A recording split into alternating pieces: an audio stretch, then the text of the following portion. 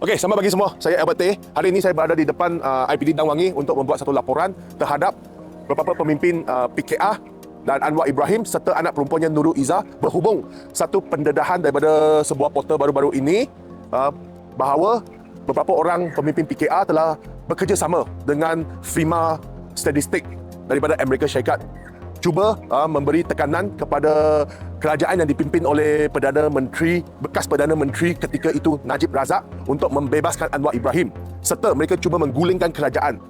Justru itu saya hadir ke sini hari ini untuk membuat laporan polis dan saya berharap pihak polis menjalankan siasatan di bawah Seksyen 124B Kanun Keseksaan. Ia adalah merujuk aktiviti jenayah yang cuba memudaratkan demokrasi berparlimen.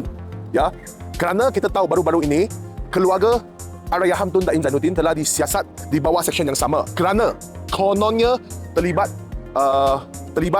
menggunakan firma perhubungan awam di London cuba menggulingkan kerajaan. Oleh yang demikian, isu kejadian pada 2016 adalah naratifnya dan elemennya adalah lebih kurang dengan kes terhadap Palu Tun Daim Zainuddin. Namanya Naimah Khalid adalah lebih kurang bagi saya lah. Dan pendapat saya bahawa kejadian pada 2016 adalah lebih berat berbanding dengan kes keluarga Tun Daim Zainuddin, adalah lebih serius. Justru itu saya hadir ke sini, saya mengdesak pihak polis menjalankan siasatan segera.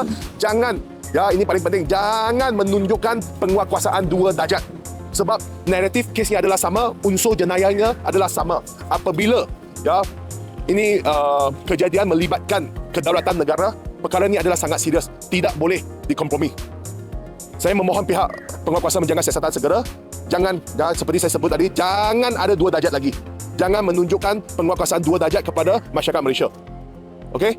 Jalankan siasatan secara telus, secara profesional terhadap kejadian ini. Itu ajalah saya hari ini.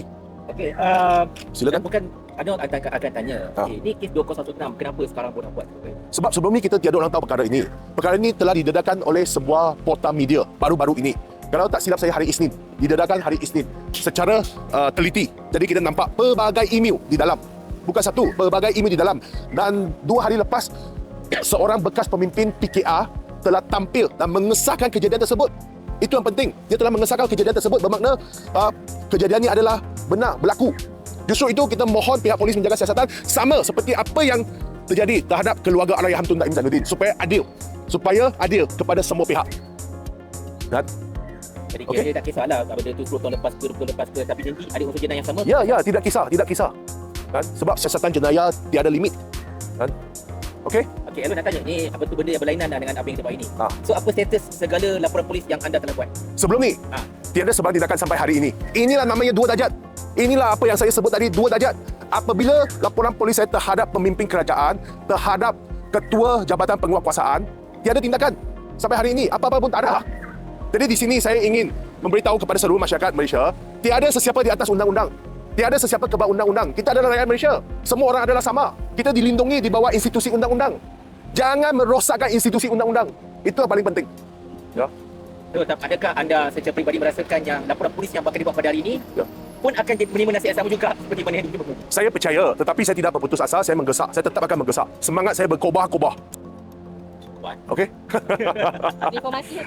Refa mati. Lawan, tetap lawan. Okey. Sebelum tu nak minta pandangan Albert kan, kita pun another story altogether. Baru-baru ini kita dikejutkan dengan kejadian pergaduhan dalam balai polis dekat Kelang kan.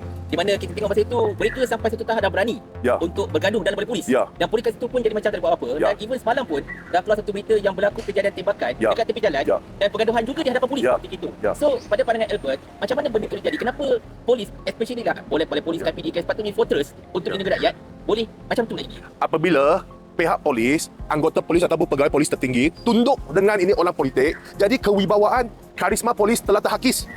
Ini kita nampak siapa takut polis lagi. Selepas ni siapa mau takut polis lagi? Sebab polis sudah tiada. Itu kita sebutnya kewibawaan tu tiada sudah, kekuatan tu tiada sudah. Pengaruh polis semakin lemah. Itu punca utamanya. Dan kenyataan oleh Menteri Dalam Negeri Safrul Nasution, dia kata ini isu terpencil, tak perlu nak kaji SOP. Ini isu sangat serius tau. Sekarang apa yang dikatakan ini melibatkan gangster tau, samseng kongsi gelap tau. Sampai bergaduh di dalam balai polis tau. Ini isu adalah sangat berat tau, mengganggu ketenteraman negara Malaysia. Kan? Menakutkan kita sebagai rakyat Malaysia. So what will happen? Apa impact daripada rakyat kalau macam ni jadi? Rakyat akan rasa sangat bimbang, rakyat akan rasa panik lah. Kan?